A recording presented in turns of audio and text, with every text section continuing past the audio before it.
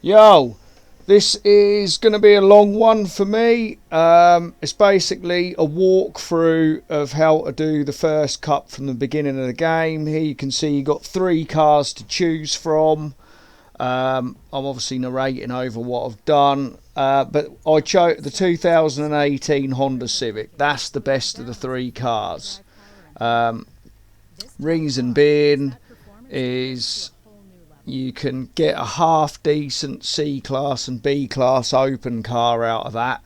And if you're trying to do the game quick and have more vehicles to choose from to play with in your online races, you don't want to be picking vehicles that are a waste of time and then having to go and buy other ones to mess around getting car points and all that. You might as well do your first cup and come away with a car that's near enough ready and good to go.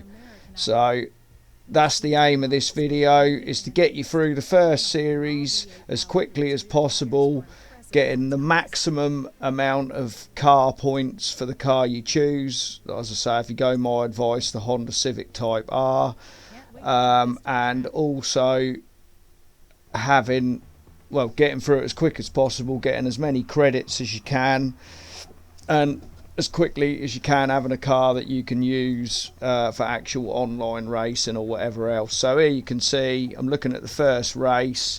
You do your practice laps, it gives you a lap time, and depending on where you set the difficulty all depend on what sort of times the other cars can do. So it'll give you an idea of how quick they're going to be in the race. So you can see here when you stick it on the maximum car difficulty, they're going to leave me for dead.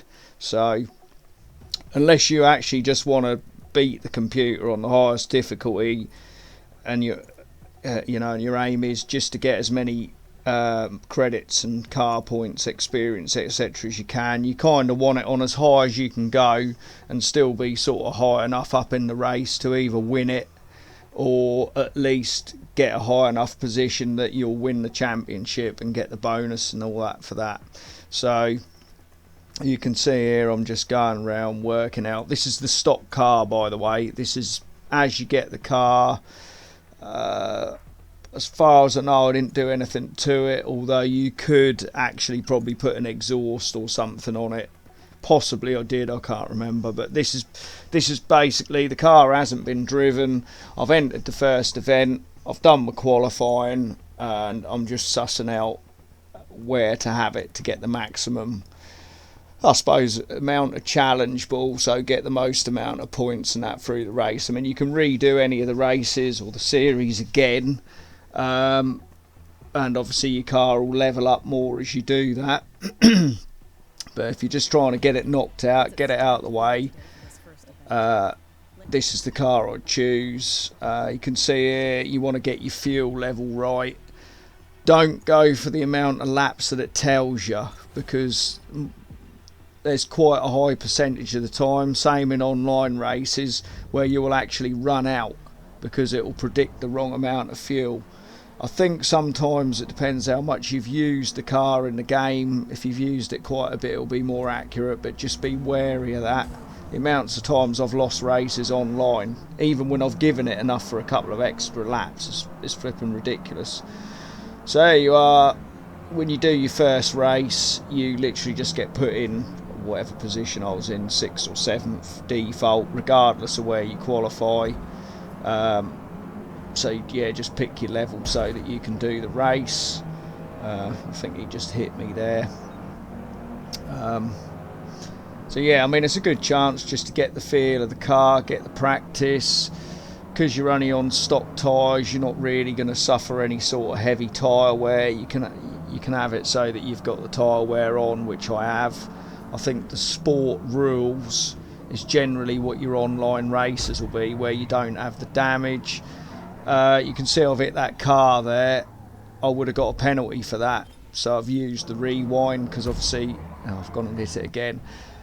If you get penalties, that's going to affect your finishing position, and you want to finish high enough that you've got a good chance of finishing the race in a good position. So don't be afraid to use the rewinds. Obviously on your hot laps and your online races you can't do any of that. So yeah, I mean, it can be an enjoyable challenge, I suppose. It'll get you used to the game, get you used to the car. There's no adjustments, only your tyre pressures. Here we are, I've just skipped to the last lap. Fighting for first place here with the AI that's in first. Pretty sure I managed to win the first race. You definitely, I would say, want to make sure you win that first one, because you don't have to do the whole series again if you want to have it completed. I mean, it doesn't matter if you don't complete the series, but if you're going to do them, you might as well have it on there to say that you've got the cup, and you get an extra 15,000 credits as well when you do it. So there you go, come across the line, done the first race, maximum points.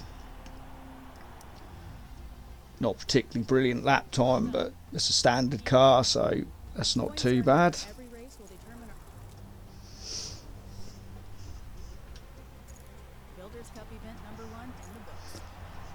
Yeah, I didn't bother looking at the podium, not too interested. So crack on, extra 8,200 credits there.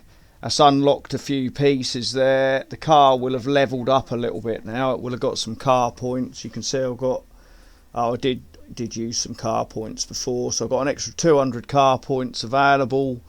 So it's unlocked a few items. So I'm just messing about here, seeing what I can do to best make the car handle okay.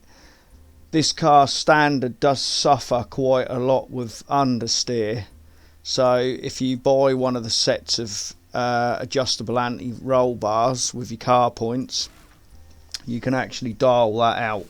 If you go for the rear bars, you can stiffen them up, which will make the rear sort of try and come round a bit more and get rid of the oversteer, or you can do it the other way around, get the front ones and you can turn the front down, so they'll both have the same effect.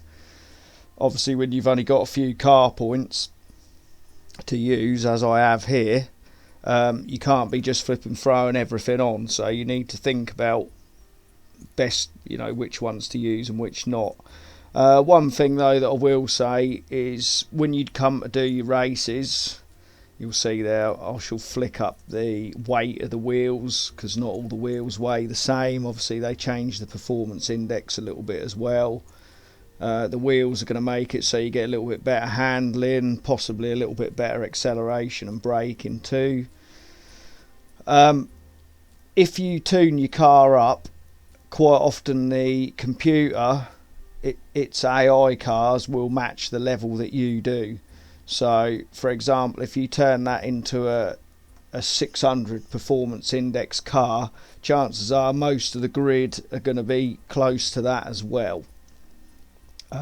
However, if you go the other way, because you can downgrade the Civic to a C class, the AI won't downgrade past their sort of base level, so you'll be in a C class car racing against B class. So that's just showing you here a few tweaks. So you look at the simulator outcomes on the left hand side there, so it'll show you your braking distances, how each setting affects it, quarter of a mile, 0 to 60 and 0 to 100. Don't quite know why I've got that on kilometres an hour. I usually have it on miles per hour, but obviously I'd forgotten to set that up, because this is like a second profile, so I've literally started the game again using a second profile and forgotten to turn that to miles per hour in the HUD.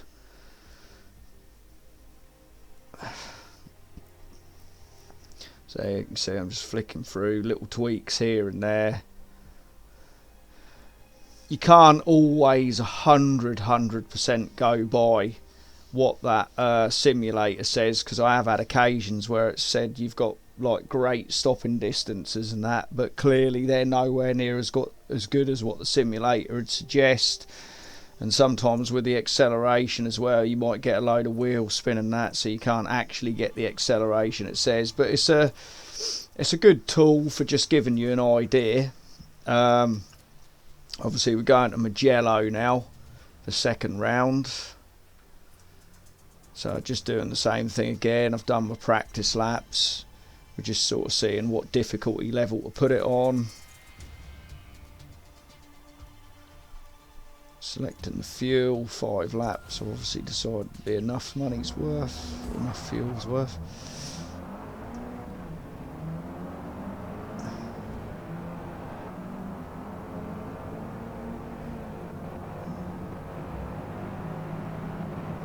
Sometimes you get the odd AI car that's a little bit tasty. They do actually simulate real people a lot better than what people give them credit for. I mean, people will complain about ramming AI and all that, but blimey, for one thing, you'll get it all the time in online races, and secondly, the AI is not actually that bad. I'd go as far as to say that this is some of the best AI I've come across in any racing game. I think off the top of my head I didn't do so well in this race, and I couldn't be bothered to do it again. I just decided I'd make sure I won the last one so I'd have enough points to win the championship. I think off the top of my head I ended up coming 5th, but in this particular cup you'll find that you'll get different winners and that in every race. There's sort of no one standout car, so it doesn't matter too much if you don't win every race, whereas like on the old Gran Turismos and that, you'd end up with the same people at the front every time. So this time what I do, because you might as well take the time to get the car set up well, I decided I got enough upgrades now that I could get the gearbox where you could adjust the gear ratios. So if you get that, that will make quite a bit more difference to you if you can tune the gearbox right than just having more power. But ideally what you want to do, if you want to get the car geared up as a general setup, is you want to find a track that's got a straight that's pretty much the top speed that you get along there is going to be fast enough for the top speed that you're going to want on any track. The Hakone GP is a pretty good track to test on for the sort of slower cars.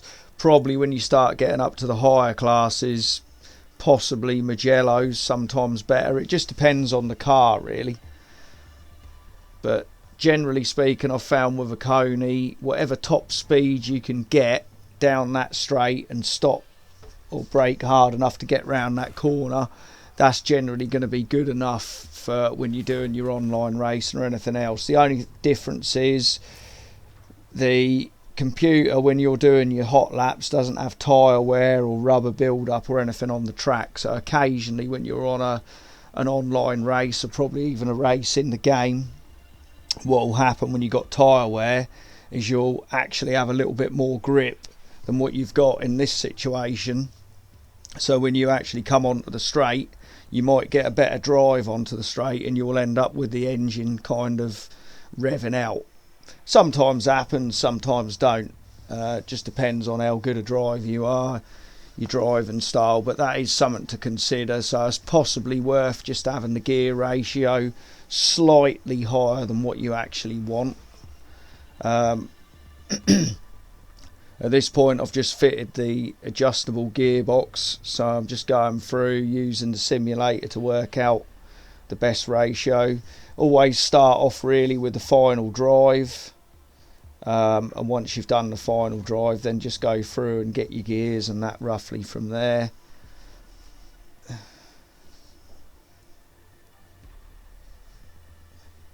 So yeah, it does take a minute or two. I mean, if you want to get a good tune on any car, there's quite a bit of trial and error. The thing is with downloading tunes, you're kind of a little bit stuck to whatever that person's chosen, and quite often a lot of the tunes might only work on 2 or 3 tracks. It's quite hard to get a general tune that works everywhere. I would say in general I'm fairly good at getting tunes that work most tracks. I tend not to very often bother to do tunes for specific tracks, but that's not to say that I won't in the future. It's just the game's new. They're always changing the classes every week, so I haven't really got the time to put in to do tunes for individual tracks, which you may or may not race on. So I tend to try and get cars that are going to be useful and just do a general tune. So that's what this is aimed at, getting yourself a general sort of bass tune to get you going. And the first series, really, that's all about just getting the hang of putting the bits on the car, having a little tweak, seeing how it works, without getting too much into the weeds with it all. You can see like every little setting does a little something. Where it's red and green, if it's red, that means that even if the performance just goes up slightly, it's still worse than it was before you last applied the setup. So just bear that in mind. So we've tweaked the gearbox, or adjusted the gearbox, tweaked the brakes a little bit. So we're going to go out and now test it. Like I say, not bothered about skipping the lap or anything. It's literally, this is just a test run, just to get that gearbox setting on the top speed.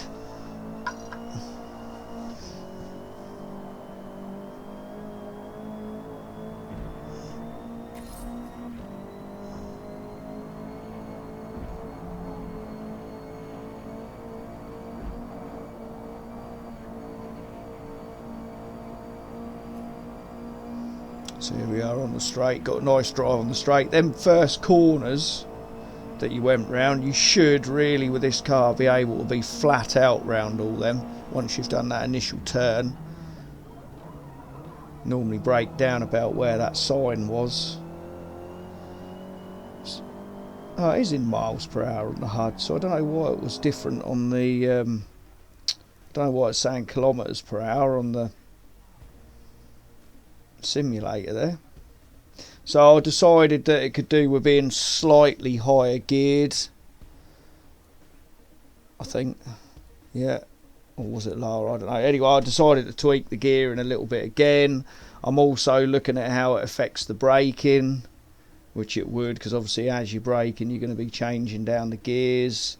Obviously you don't want to be changing these gear ratios if it's going to be detrimental to the actual drive on the track. Sometimes you might find on some tracks that you want to hold a certain gear around a certain corner, but just because it's not good to change up or change down, so you can adjust your ratios there to get them bang on for whatever you're actually doing or what the car wants. But if you're not too fussed, then I think playing around with these little settings here and there is alright. The front tyre pressures look high there, but you don't want them too low on the standard cars, because what will end up happening is as the front tyres get pushed quite a lot, they'll end up overheating and you'll lose grip. So if you can run a higher pressure in there, they'll actually run a bit cooler and stop that happening. And obviously if you've done all your other settings around having the higher tyre pressure, then it should work out alright. If you've got slicks on there, then you can drop the pressures a little bit. But generally, certainly on the Civic, you want fairly high-ish pressures. I've added a limited slip diff there, because obviously with the laps I've been doing, the car's levelled up, so I can now have some extra bits.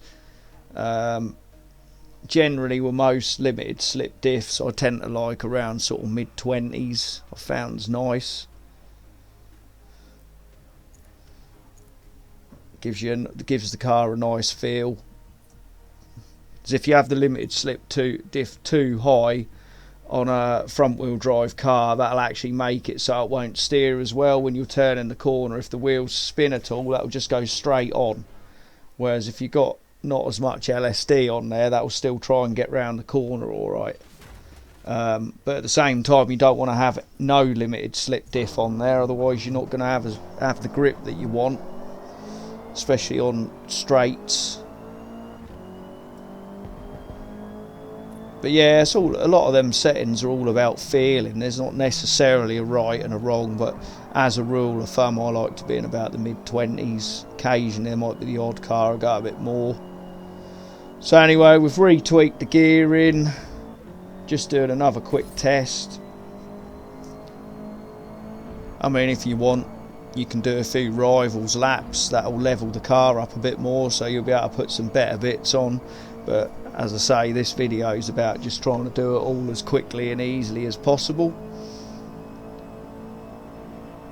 I think it was 154 mile an hour, still 154 mile an hour again, and because the gearing's fractionally higher, that didn't get there as quick. Look, so I actually braked a bit late, but I'm pretty sure I decided to keep this gearing because, as I said, sometimes you end up with more grip on some tracks when you're playing like online races, so it ain't going to hurt to have slightly more gear, and it'd probably pull 155, 156 if you had a bit longer straight or you had better grip.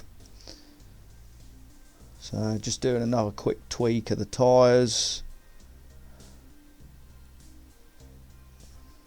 I mean, yeah, I know this is a bit of a long-winded video, but at the same time, if you can get all this stuff down and understand what's happening, that's going to serve you well later on. So obviously that little bit of setting up there, that was actually for this track, the Kyle Army track. I've already qualified. Looks like I decided to, if I remember off the top of my head, have a lower difficulty level but start further back, because you'll see every time I'm overtaking a car I'm getting 10 car points there.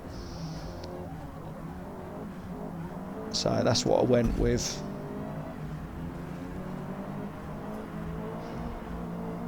Plus sometimes it's fun, isn't it, to start further back. So you get your car points based on your segment scores, how many cars you overtake. So here we are, we're near the end. Well, we're getting towards, we've done nearly 2 laps there. So I've overtook the person in first, obviously gone by him, done the last lap, finished first. There's my car on the podium. So I've done the series now. Obviously I've gotten a bit more money, etc. You can see I've got 15,000 credits. I've got my first place trophy, 104,000 credits in total. So you got enough there to now go and buy your next car to do the next series. However, what you want to be able to do if you want to use this car in online racing is you need to have a high enough car level to not only unlock the parts that you actually want, but also to be able to use all of the parts, because as you can see, I've not got many car points again there. So I finished the series with car level 12, and I'm just sort of running through here a little bit, just trying to see what I can put on, how it's going to change the car. Because at this point you'd probably be thinking, oh, I'll go and do an online race, and the car probably wouldn't be too bad online, but having spent quite a bit of time tuning this particular model on my other Xbox profile, I can tell you that level 12 is not enough to put a really good tune on there. So what I did is I did a load of leveling up the car in hot laps, and you can set all the assists on and let it drive round. And basically I found that level 18, which is what it's on here, is enough for me to be able to put the tunes on off my other profile, which I've done now. I've got a general tune and a grip tune.